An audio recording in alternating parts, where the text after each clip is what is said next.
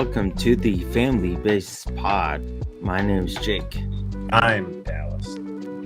And as you can see, if you're on YouTube, Ben's not with us again. If you're on audio, just know Ben's not here. So, if you are listening or watching, let me just say this up front. Subscribe to our channel. Subscribe to wherever you're listening. We'll make it really easy. You'll get the episodes. You'll help us create revenue in the long-term future. So, just help us grow in that way. So, great. Let's start us off real quick. I don't want to have an intro. I don't want to talk about our favorite number right off the bat. I want to talk about our first base topic, which is always the Chicago Cubs. Oh, And let me just say, the Cubs were not fun to watch this past week, but especially this past weekend. The Cubs played the Yankees and they got swept. But they got swept bad. very bad. So, yeah, I know, Dallas, you said you didn't watch it, but you saw the highlights. What do you think? I prefer watching 7 minutes of shit baseball versus 3 hours of getting shit out. I mean, if you're a Yankees fan, it's great for you though, because you got to see batting practice. Swarmer was on the mound, maybe a little too long, but who else are you gonna put in? They were just lighting him up. They lit him up on Saturday, and then Sunday was also ugly. It was just terrible. It was just awful. Yeah, as you mentioned, Swarmer pitched Saturday evening, and he, as you said, he got left in for too long. But the problem was that he got left in a bit too long. But also, he gave up a home run on his second pitch, and his to 7th, Aaron Judge, and his 10th, and it's just ugly. Well, the point is that he gave up a home run to Aaron Judge. So, like, you can't fault him for that. I can fault him for the placement of the pitch, but let's get there. So that was Saturday, but did you watch highlights from the Friday game? I did not. I skipped out on that one. I just saw too much from Saturday and Sunday. You know what? If I were you, I would think the same thing. So Friday night, the Cubs actually played the Yankees pretty well. I will say that. Hold on. So it was a 1-1 game. They went into extra innings. I believe it was the fourth. It was like the 13th, 14th inning. They gave up a walk-off single, and that was it. So they all lost 2-1. So if you watch just Friday, you would think, "Oh, this is gonna be close." Yeah, would have been good. No. Skip Saturday and Sunday. Watch Friday. So Saturday was, as you said, Matt Swarmer started, gave up a home run on the second pitch to Aaron Judge. Not great. And then in the second inning, he gave up a home run to Aaron Judge. No, that was Sunday. Oh, was that Sunday? Saturday, Matt Swarmer did decent until the 5th inning, and then pretty much the Yankees decided, let's score more runs. Well, they scored 8 that game, wasn't it? On Saturday, They scored 8. 6 of them were solo home runs. Only 2 runs were actually batted in. Yeah, hold on. Now that you're literally saying that, I'm like, am I not remembering this right? Check it out, man. If that was the 8-0 game, they hit 6 solo shots. That's true. Of course, my YouTube is freaking out because I'm trying to look this up. But yeah, they gave up a lot of home runs, a lot of solo home runs. But they gave up 2 home runs to Aaron Judge, but it wasn't the first and second inning. It was a bit later. It was the 5th inning. Dude, Riz hit one too. That hurt, man. Watching Riz hit one off those, man, that was just like, come on, man, just sit this one out. Yeah, so Matt Swarmer gave up a lot of home runs to a lot of power hitters but he also pitches. It's not slow. It's slow for the average of baseball. He Yeah, throws a fastball in like the low 90s. Max is like 92, he threw a and lot of fastballs that game. somewhat, Yeah, but a lot of them went far. yeah. So whether they were his, you know, great slider that he throws, or his below average fastball. Either way, it was Giancarlo Stanton hit a 120-mile-an-hour home run. Yeah, that was a shot. So that's not good. But you know what? And I will say this: as someone who watched all three of these games, I have to say, Saturday the 8-0 game, Matt Swarmer, who actually has pitched well. His first two starts, he pitched well, but their start, not so well. But Saturday made it looks amazing compared to Sunday.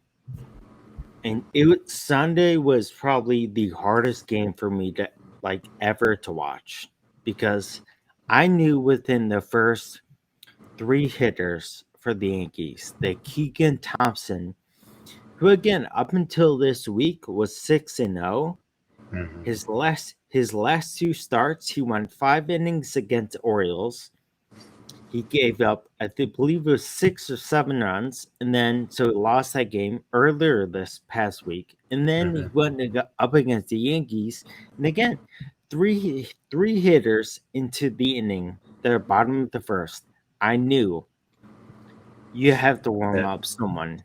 Yeah, that was it. He It's not his he game. can but he only pitched 2/3 of one inning, but in that time he gave up 3 hits and he walked 3 people.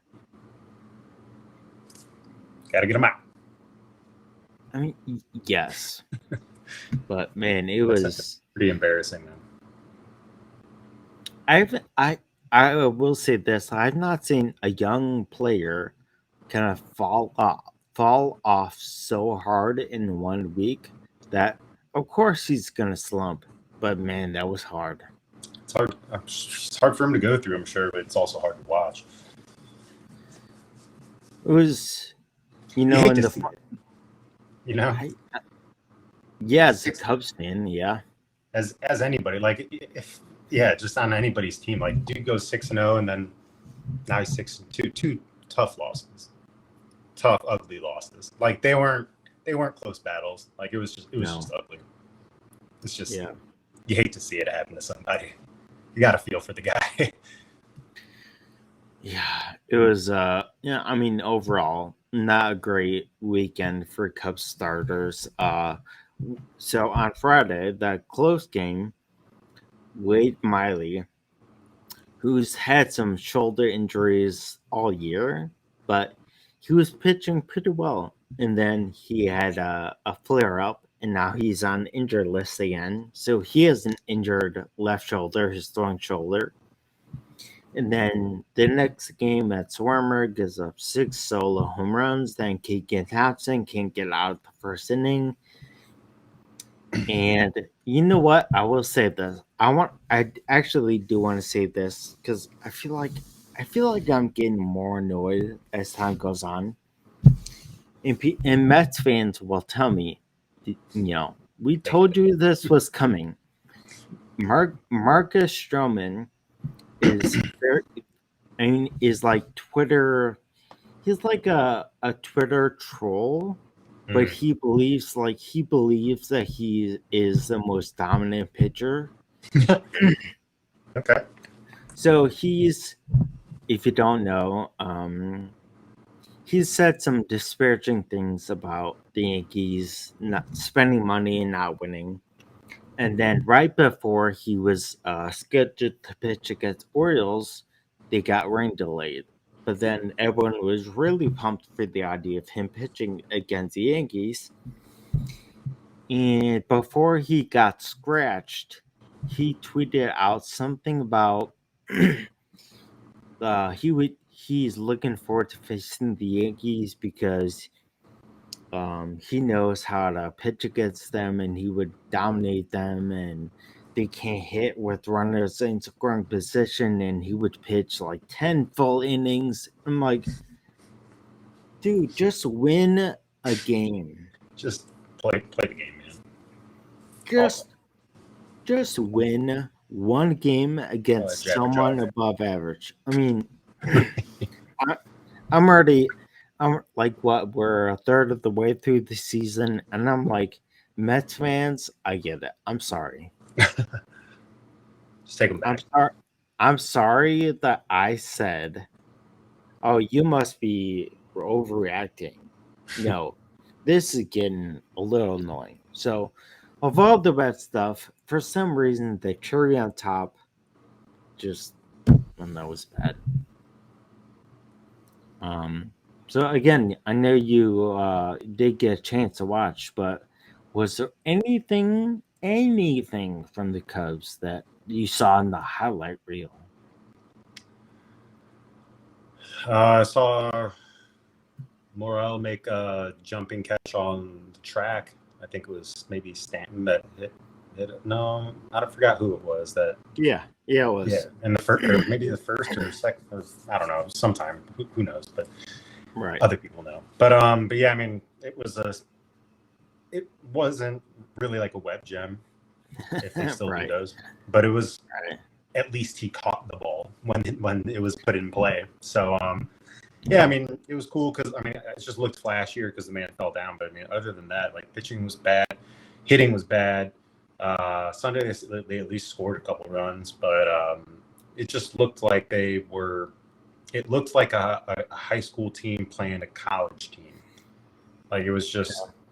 Yeah. It didn't look like they belonged on the field with them. I mean, you can just straight out say it. They didn't belong on the field with the Yankees. Yeah, it was devastating. Dude. It was brutal. Yeah, I got really minimal positive things to say about what I saw, and Yeah. great things for the Yankees. So I mean, watching them play, yeah, they have the best record in baseball, but like it looked like it, and like it was like wow, it's like these guys are pretty dominant. I would say, seeing what I saw, like I would actually really tune in for the Subway Series. That'd be fun to watch. Yankees Mets, that'd be cool. But it makes me less enthusiastic for the Cubs season. I'm really hoping they change something up or just decide to call it and go for some draft picks. Like it's like you're not. What's their record? Like they're like 12 games under 500 ish. Like, it's not. I mean. Yeah, I don't have hope for them making a playoff run, a wild card run. They're not really going anywhere. It doesn't look like this season, unless something just clicks and they just totally 180. But yeah, I think it's in their interest to just maybe make some trades, get some draft picks for the next year. I would side with you on that. Outside of Anthony Rizzo was being interviewed because it was his first series against the Cubs since being traded. Right. He made a comment, so he was being interviewed, and of course they're gonna ask about Joel team. Sure. And he said Chicago is like in a paraphrase. Chicago is a big market. They should be competing every year. Every year. And he was talking about spending money and going out there and getting people. So while I agree with you that like a normal team, a normal market, like trade pieces, get some to try to do something. I'm like, I would side with Rizzo and you on this if you're about to agree with him. So Rizzo made the point of spending money, but before the season, they did sign Marcus Stroman, who again has not turned out super well so far. Sure. And they signed Jan Gomes to back up Contreras, and that turned out okay so far. Let's say it. You gotta say it. but in Seiya, so they made some moves. So they're in between this like young player, but also sort of going for it, but they're not willing to trade for people or spend for people. So if we're gonna agree with Rizzo that they should be in it every year, is the ideal of going out there and spending however much money you need to get someone big? Is that the Well, way to go? I think Rizzo's interview answer rings true with the sentiment of a lot of Cubs fans for the past X amount of years, right? Right. Like, we all Right. know Wrigley is a cash cow of Chicago. And now Yeah. that the Ricketts family has developed the entire Wrigleyville area, like, it is no longer just Wrigley Field making money. Like, they also Right. have the bleachers, they have like the park that's attached to it on the outside that you need to buy Right. tickets into the game to get into. Like, it's like the whole like it's nuts. And the fact that they don't go out there spend the money on the marquee level players is like, what are you guys doing with it? Well, obviously you just, exemplifying American greed, like corporate greed, and that's Just- fantastic for you. Just making them money. Right. And they're just sitting back on it, counting on the fact that Cubs fans will come to Wrigley regardless of whether or not or how much they suck. And that's so true. It's like, and because of their loyal fan base, they're able to exploit that fact. And they're just like, we'll get a couple people that, show promise, keep the fans, coming in the seats. And that'll be good enough. And you know what? But that's true because they got Seiya, they got Stroman. They've got they made a couple moves that keep people interested, but that's it. And like, Yeah. if they make postseason, they can charge people whatever they want to, and people will pay it. So I don't understand their hesitation or like their pussyfooting around actually going for a postseason. Like, just make it happen. You have the money, you can pay the luxury tax. Like, just do it, make it happen. But they're I just, it's I don't know, it's befuddling. Yeah. I mean, so growing up, yeah, it was only Wrigley Right. that made money, but they're developing outside. They're turning it into an entire area. It's almost an amusement park. Crazy. Yeah, and you know what? I will say this: it's pretty good. Oh, it's awesome. Super cool. It's fun, Yeah. It's a good time. Yeah. But Great fan experience. The one thing I would say is that whenever this conversation comes up about the Cubs or about really any team is about fan attendance, kind of the subtle thing that people are saying is like, if they're not winning, stop coming. And I just disagree with that. Like, Understood. for this reason, if you want your team to sign those huge players, your money will pay for that. So you know what? I understand they're billionaires. In reality, the Pirates could turn it around in like 2 seasons. I get that. Sure. But this is the Chicago Cubs. Like, in one off season, like this upcoming off season, if they wanted, they could spend however much money they want and get the top shortstop, the top starter. Yeah.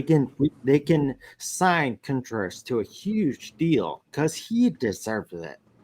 He's their shining light right now. He is their only player worth note. Maybe make an argument for that. Yeah, we'll get to this in a bit about the All-Star vote, but I mean, all of us, me, you, and Ben, the only Cubs, we're Cubs fans. Yeah. People just vote Cubs players in, but the only player on the Cubs we vote in was Contreras. Yeah. And that's for good reason. He is the best catcher, but the point is they could spend money. Mm-hmm. But they can get the bullpen.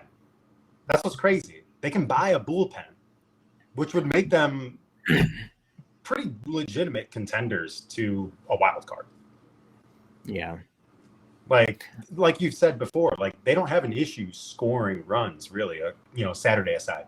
But they score enough runs to win games. Where they really fail and drop the ball is on the mound. And you're not going to spend the money. We're swimming. We're just treading water until the season ends. Yeah, I mean, I don't know how to phrase it outside of this. It's like, we played like video games, like baseball video games growing up. I know we didn't have to worry about salary cap and our money actually being invested into it, but man, I'm just like, if Tom Ricketts, he says this all the time. He says he's a huge Cubs fan. He spent time in the bleachers when he was a kid. He wants to see this team do well. I'm like, if you want to see them do well, prove it. Do something. Yeah, prove it. 2016 happened one time. And nothing since. They have not gone back since. And you're not going to get there always by building for 5 or 6 years. Stroman is not going to win you the division. No. So that's not the horse. Yeah, that's not the horse to bet on. At least at this point, I mean, they did sign Contreras to avoid arbitration, but the point is, arbitration is just for this year. Like, I don't care what it takes. Sign Contreras for 10 years. I don't care. Sign him to whatever he wants. Yeah. I mean, I wish in baseball, they just signed their best player. I wish the Cubs did that. That would have been fantastic. And you know what? Last episode we did touch on Hayward. Yeah. And all the money he's being spent. Can we? This is me fired up because I'm kind of, because I watched those games. I watched every pitcher come in, and I saw every hitter. I sat through it. But man, I understand the Yankees, like their last World Series was even years before the Cubs. But long time ago. But you know what? They signed Stanton. They signed Rizzo back. They got Gleyber Torres from the Cubs. They're going to have to resign Judge to whatever he wants. So yeah, if they ever let him go, I would be blown away. I feel like Judge will retire a Yankee, or he'll play his last 2 years somewhere else. But if the Yankees pay him enough, he will. He's so far. I mean, he's producing though. So I mean, pay the man. Yeah. But they traded for their shortstop, IKF. They traded for their catcher, who is a borderline all-star this year, Trevino. They made the moves. They did what they needed to do. Their starters and their relievers are doing well this year. So it's just like, again, do something. Right. Tom Ricketts, do something. Just show interest. Cool. Y'all made some preseason moves, but we need to see more. You see what's happening. You see that we're not producing, so remedy it. Change it up, make a trade, sign, do something. It's just inactivity. I think that's what's the most frustrating. They're just kind of letting it all just unfold. Yeah, I have no idea what their thinking they're gonna do? Just keep the I'm fans like, in the seats, man. I'm just like, dude, just sign Contreras now before he's like, I don't want to come back here. Right. Yeah.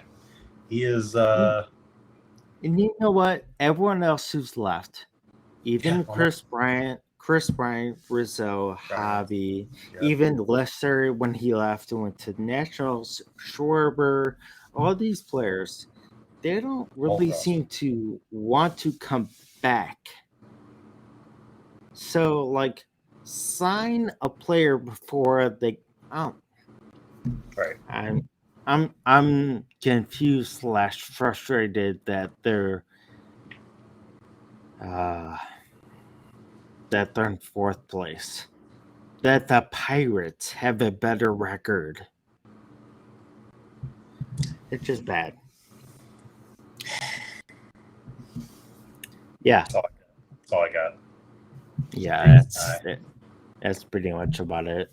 You know, the Cubs this week have 4 games against the Padres, and then 3 games against the reigning world champions, the Atlanta Braves. So It's gonna be a long week.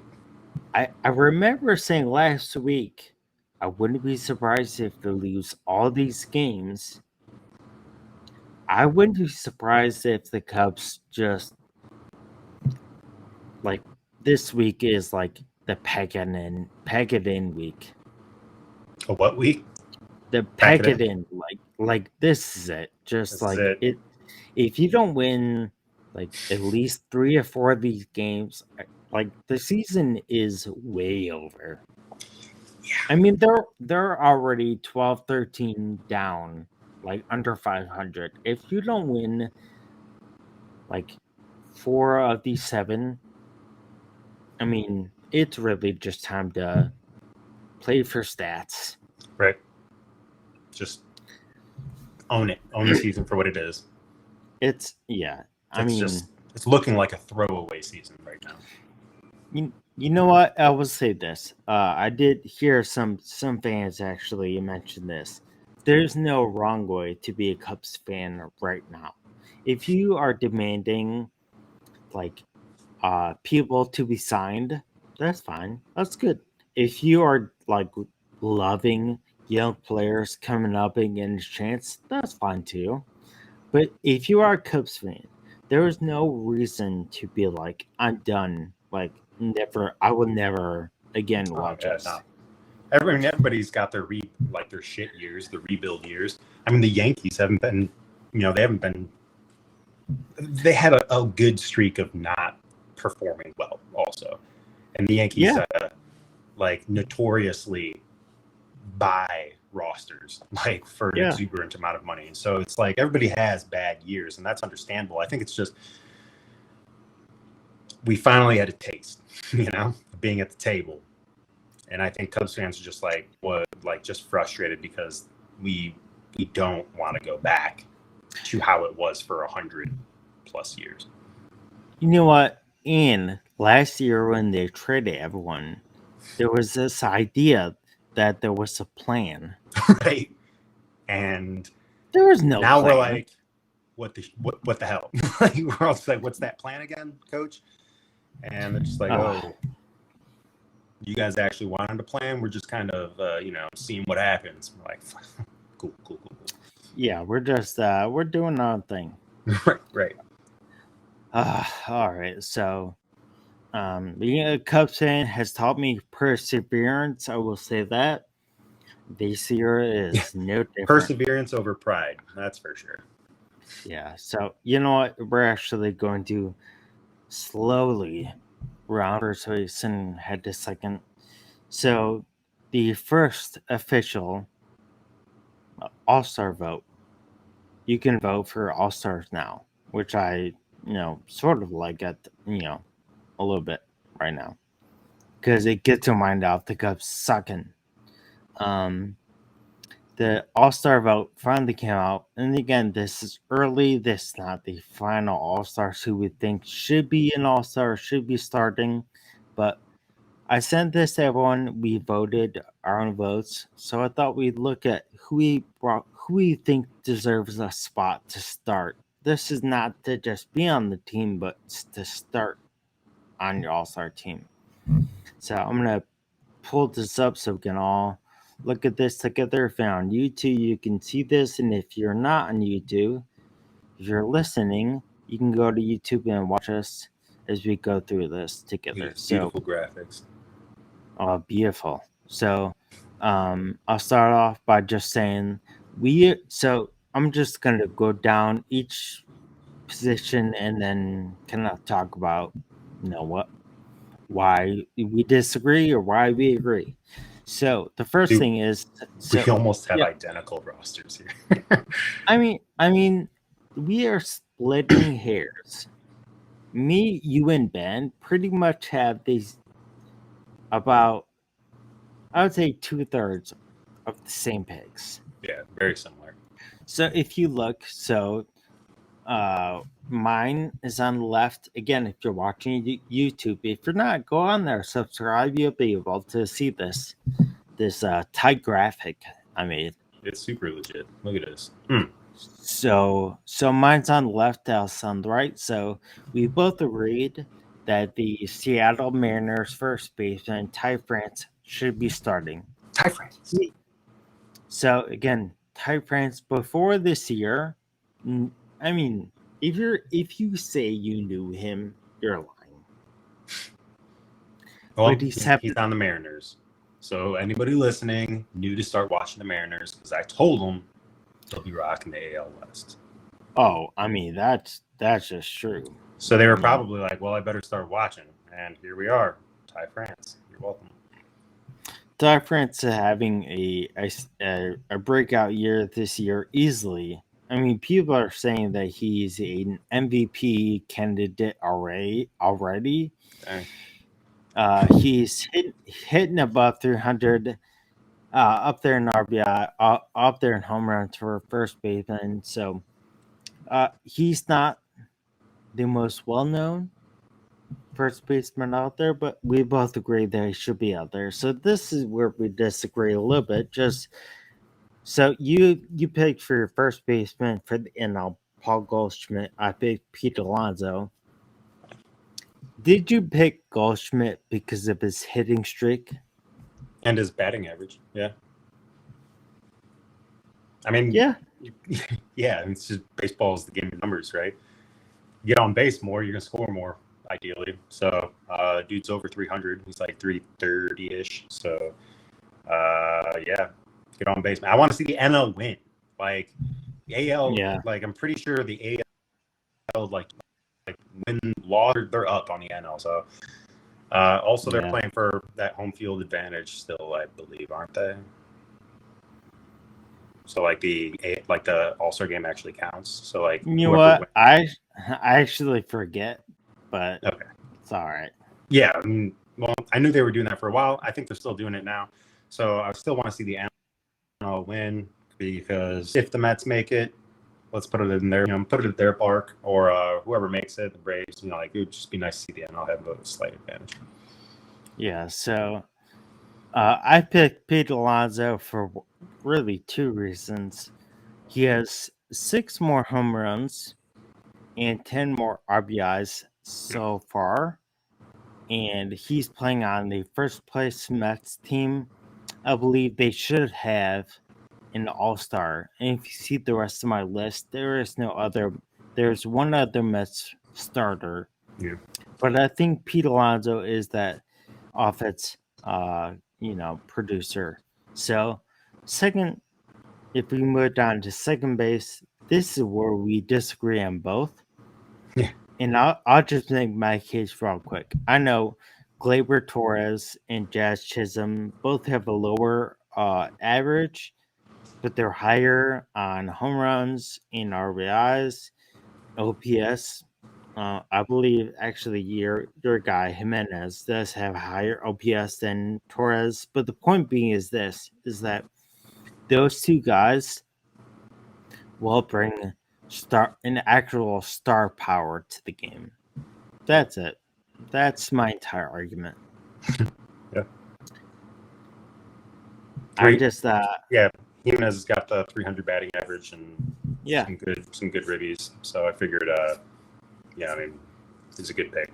Second base. Yeah. Got a good hitter at second. Like that's. I think I said this last week. Like once you have a good second baseman, you just lock him down. They both have great stats. So.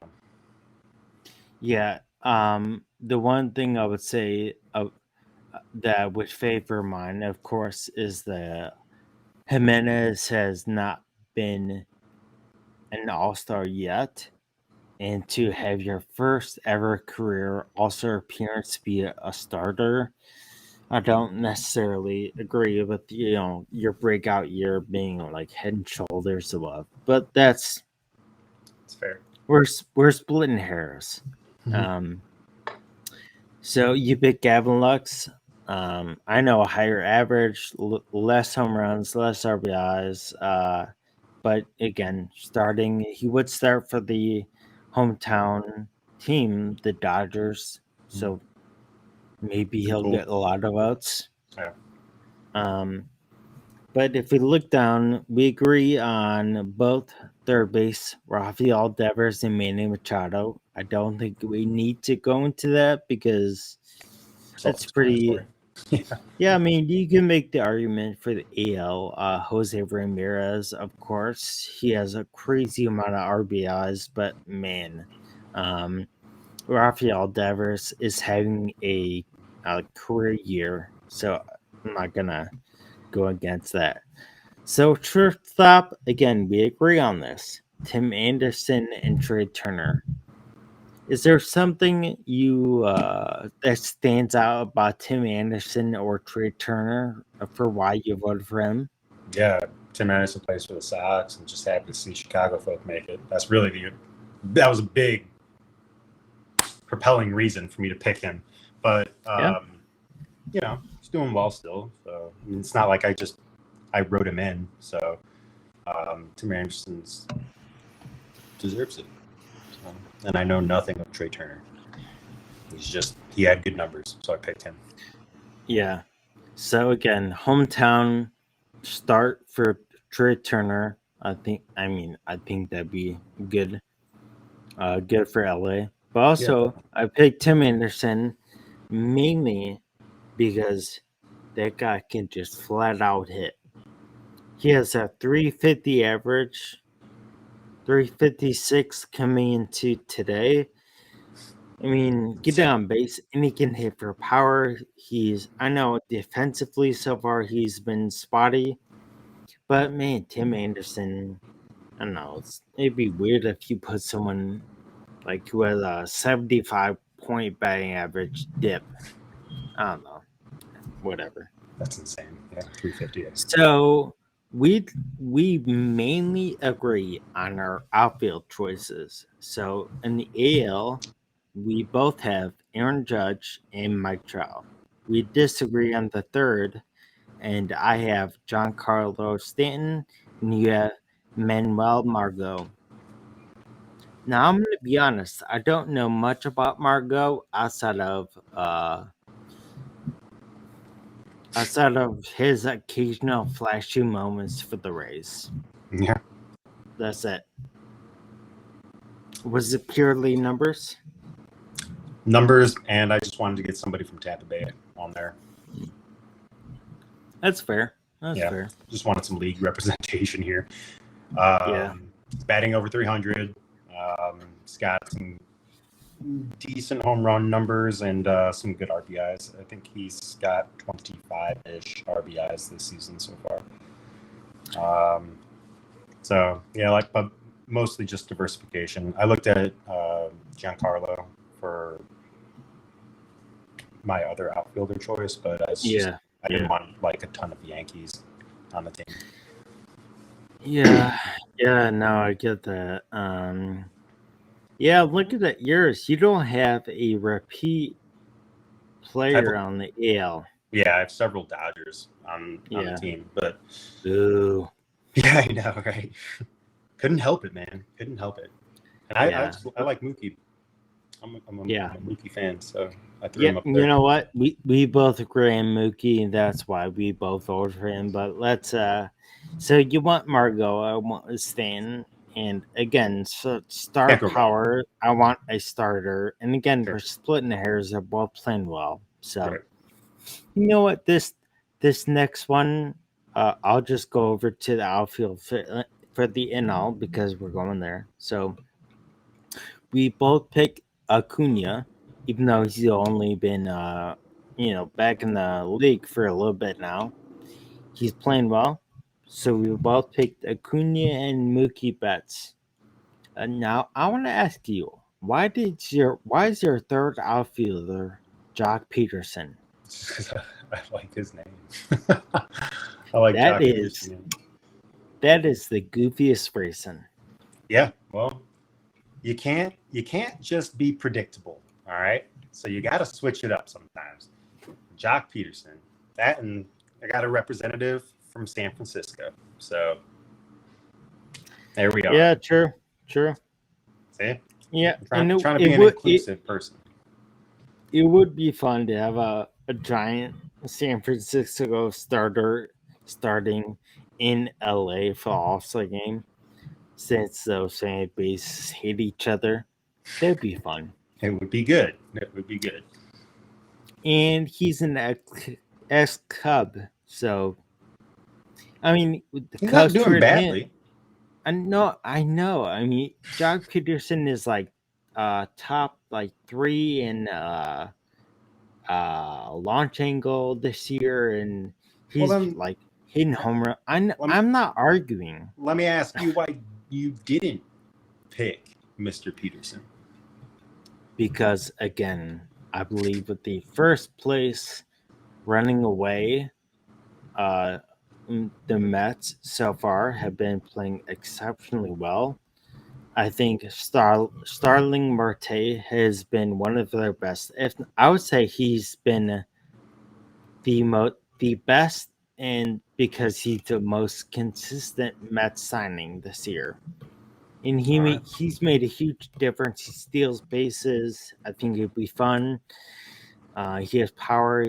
Um, yeah, I mean, yeah, it's pretty much it. So I love Jock Peterson. Even though the Cubs traded him last year, he won a freaking World Series. Now he's playing well. But don't worry, we have a plan. Yeah. It's just Okay. It's a secret plan, top secret. Okay, I gotta get back to this because I'll get angry again. All right, so now we're going. I see a Cub on there. All right, so a catcher. So you know what? We'll get out the way so I don't get pissed off too early. So Contreras, we both picked. Yes. No discussion. Wilson Contreras should be the starting catcher for at the All-Star game. Arguably the best catcher in the NL right now, and just in general. Yeah, and yeah, I would out again. Less, man, yeah, I'm getting fired up just thinking about how good he is. Yeah. Man. All right, so we disagree on the catcher. I picked Jose Trevino, and you picked Alejandro Kirk. I've watched both of these guys as catchers. Again, I was a catcher growing up. I'm obviously not very good long term, but I love good catchers. Is there a reason why you went with Kirk? Better batting average. Also playing out of Toronto. So yeah. The only reason I didn't pick Kirk was that they called up their number. The Blue Jays called up the number 4 prospect, who's a catcher as well, to kind of take the reins as the season goes on. So I kind of took that like as a way of saying we don't believe in you long term. I don't know why I hold it against someone, but I do. So but I do. I don't care. All right. So I want to ask you about this. This is an interesting pick, just for kicks. So at DH for the AL, you picked Trey Mancini to be Yes, All-Star starter. Why that's did right. you pick him over the vastly superior Jordan Alvarez? Why in the world did you pick Mancini? This plays for Baltimore. Oh He's my got 25 God, RBIs. I'm telling you, man, get you gotta get out be of here! inclusive. All right. Yeah, you didn't pick an Astro yet. I don't believe in the Astros. It's not. Whole You can't team. just not. I don't believe in them. Can't not believe in. Oh, I don't all believe in right. them. Well, to be fair, their starter, the AL starting pitcher, will probably be Justin Verlander. So I guess in some ways that is taking up your diversity pick. Thank you. Look, I think it's a little demeaning when you call them diversity picks. I All mean, right.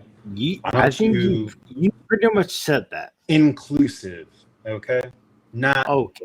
Okay. diversity picks. All right. That's This pretty. is we're an open team here. Okay. That's you're saying the same thing I am. No. We are welcome. We welcome all types of players from I all agree. parts of the country.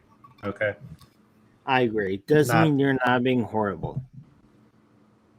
It's a great pick, Trey Mancini. Write it down. I mean, he's not bad. I'm just saying. I'm just saying. Jordan Alvarez is by far better. But Whatever you that's all right. say. It's subjective. That's your opinion. This is our opinion. Trey Mancini. An opinion we actually share. So our last starter at DH is That's the right. NL DH, and that's Bryce Harper. Big Bryce. Even though he cannot throw a baseball, Doesn't need to. if you're the DH, just hit the ball. Well, So we agree on that. we should really, growing up, we should have just really focused on hitting and worried about playing defense 0% of the time. I mean, kind of. That's what we should have done. I mean, the Phillies pretty much do that now. So. Well, neither of us are Phillies, so we kind That's of true. messed that one up. So. My wheelchair also stopped that. So. Hey, in backyard baseball, Jake, there was a guy with a wheelchair, so don't ever was there really? yourself out. Yeah, there was. What's his name? I don't remember. I think it was Wheels. It was exactly. Yeah, exactly. Come on, because everybody picked Pablo. That's the only one we remember. Pablo Sanchez. Anybody else remember anybody else? I mean, you're not wrong. Do you remember other players' names from the game? No. I'm going to look it up right now. Wheelchair player in backyard baseball. Yeah. These are Ben's picks. So Ben went kind of the same on most things, but he had some different picks. Like Byron Buxton, he even picked Juan Soto. So kind of we'll post it on our social on Instagram. So Kenny Kawaguchi was his name apparently. Kenny Kawaguchi. He sounds made up. Probably because it's a video game. There he is. I mean, all right. I don't know why, but I feel offended. Dude, he was in backyard football, I think, actually, and baseball. Oh, yeah. Kenny Kawaguchi, man. You don't mess with him. Batting, not the best. Running, pretty good. Pitching, however, rock star. Not great. All right, so let's go to our third base, and that's simply, man, what is happening right now? All right, so I have not many take your picks this week, but both of them have to do with coaching. So I only put one on there because I wanted to kind of surprise you with the second one. Ooh. The first one comes from the Joe.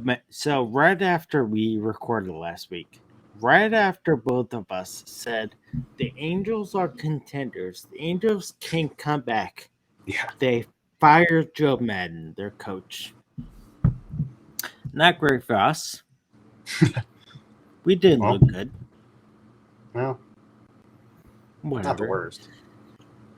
Yeah, true. So Joe Madden got fired. So was it the only choice or was it the worst choice? I don't think it was the worst choice or the only choice.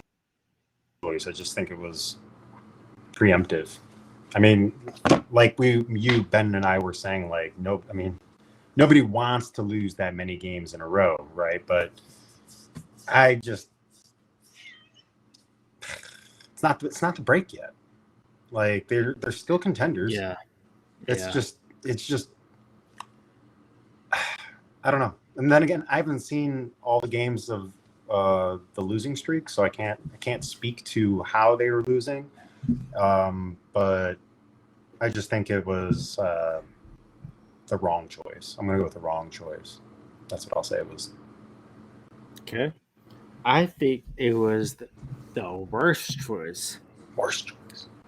because name the last team that fired their coach this early that won their division or got far in the playoffs. That's fair. Name one. Name one. Wouldn't know where to start with that. I don't think anybody. I mean, the point being is by firing Joe Madden now, Giving up. you are saying one, it's his fault, which we know coaching is not complete. You don't have complete control, but saying that they had a 12-game losing streak, and then they fired him. I would say the main reason I believe it was the worst choice was because the day that he got fired, Joe Madden got a mohawk that he was not allowed to show his players because he got fired. Right. And That sucks. we didn't get to see it. And we didn't get to see it. Probably the That's biggest travesty of the whole thing. that's the worst part. It's We terrible. didn't get to see a Joe Madden mohawk. All Would have been right, sick. so I would have gotten one. Solidarity. worst choice. Worst choice. All right, so the second one is another coach, Tony Lursa on the south side of Chicago. Tony Lursa has made so far the White Sox are underperforming. Let's say that at best. And they had a series against the Dodgers, and what he did was he intentionally walked Trey Turner with 2 strikes. Right. And then the next hitter was Max Muncy, who, in fairness, has not been playing well this year, was hurt last year. And then the next hitter, after he intentionally walked him with 2 strikes, Max Muncy hits a home run. Right. And then immediately after, White Sox fans are chanting in the stands, "Fire Tony." Hmm.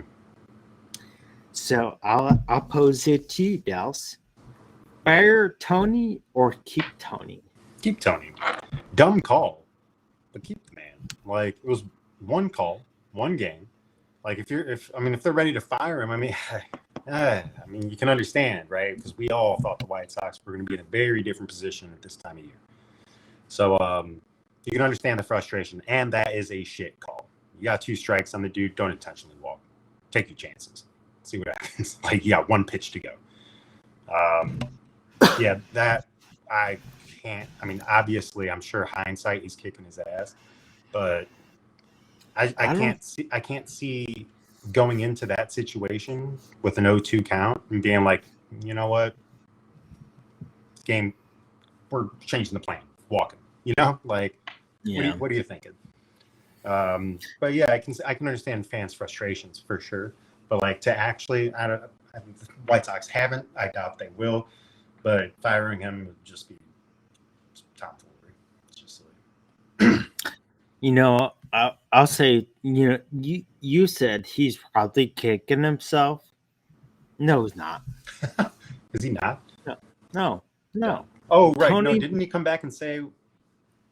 Yeah, he Yeah. defended his action. Oh, yeah, he did, and he Well, said the numbers were in his favor, and guess what? They were not. they were not, and I mean, it did not work out for him. numbers were not in his favor. It didn't work out. He didn't accept the fact that it was his fault. Yeah, that's silly then.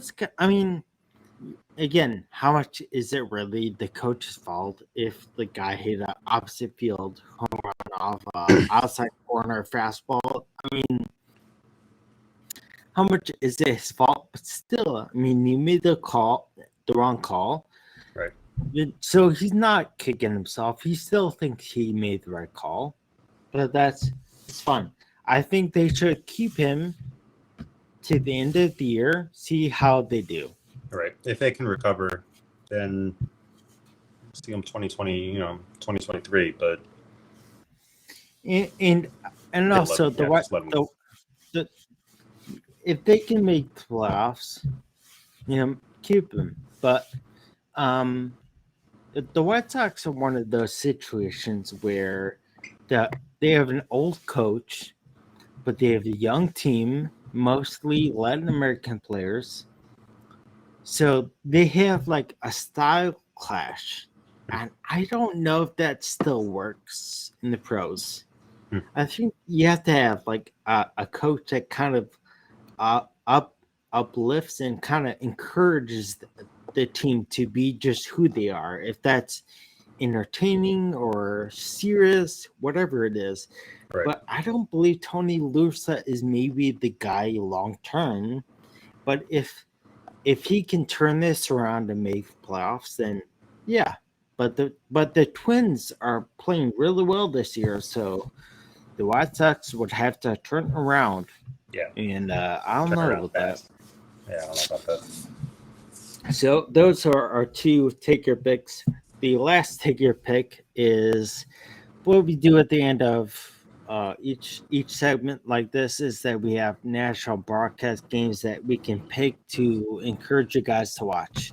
So this week we have two on Wednesday, 2 on Friday, 3 on Saturday, and 2 on Sunday. So Dallas, if you look at those games, which game would you say you would watch or you encourage other people to watch? The White Sox games? Yeah, I'd watch those. Just because they're Chicago games, for a lack of a better reason. The White Sox and Astros would be good to watch, I guess. I don't know. I'm not really seeing. So, Brewers and Mets. That would be good to see how the Brewers can size up to the Mets. But sure. Twins and M's, because I want the Mariners to win the AL West. I would watch that. But like you were saying, the Twins are having a good year, so it might not be a favorable outcome. I don't really see like a good, top tier game on the nationally broadcast ones. What would you watch though? What would you recommend somebody to watch? If you're a baseball fan, I say watch the Cardinals Red Sox game. But if you are a casual fan, I would say watch the White Sox and the Astros on Sunday night, because both those teams have fun players. You might get a lot of home runs, you might not. It might be close, but if you're a casual fan, watch that one. But if you are deep into player development, all-stars, kind of traditional teams, the Cardinals and Red Sox in Fenway Park, I feel like that'd be a fun game to watch. That'd be cool. Yeah. So again, we'll post that on our Instagram. The two games we are telling you guys to watch, either the White Sox games or that one game, the Cardinals and Red Sox. So that kind of ends third base. And what I thought we'd do right now is have a soapbox time for our home plate. Now, again, our soapbox time, let's try to restrict it to a minute or two. But what's something that you've been into lately, or what's something that you want to get on your soapbox about? Really liking The Boys on Amazon Prime. That's fun. I know Peaky Blinders just dropped their 6th and maybe final season, so get on that. And those of you that haven't seen the show at all, you're crazy and living under a rock, or just not interested in good television, in which case that's fine. Time to get on it, Jake. Get out from under your rock. Watch the TV show. It is really good though. If you don't like English accents, turn the subtitles on. But it's a great show. And Boys, definitely mature rating, but still fun to watch. So recommended. I don't know. Hope to throw the ball around sometime this week or next week. It's gonna be 90s and 100 next week. Hopefully the air conditioner keeps working. That'd be great. I'll die if not. Dude, the CRV has no air conditioning, so that's been a trip. Anytime I drive somewhere, I'm dying. Is there anything worse than it being humid? No. It is a wet blanket. It's gross. Breathing is like that. Uncomfortable, dude. You're like, why? Like, I can't breathe enough. And you're like, oh, wait, it's because the air is water. That's why. Yeah. So my soapbox would, well, first, if we're recommending things, I'd say the new Miss Marvel show on Disney Plus. I like that character. Good. But the soapbox time, I want to dedicate to the other fan base that's kind of crazy, is Star Wars fans. Yeah. With the Obi-Wan Kenobi series. Now, it's 4 episodes and there's 6. Then my soapbox is this.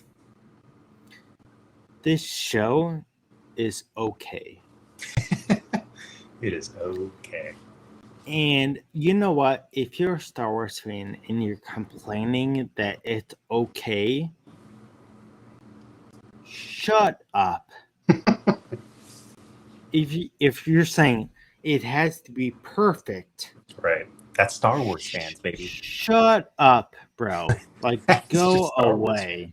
Right. I you know what? I will admit, it is okay, but man, it is better than like half the shows out there. And guess what? We can be okay with okay.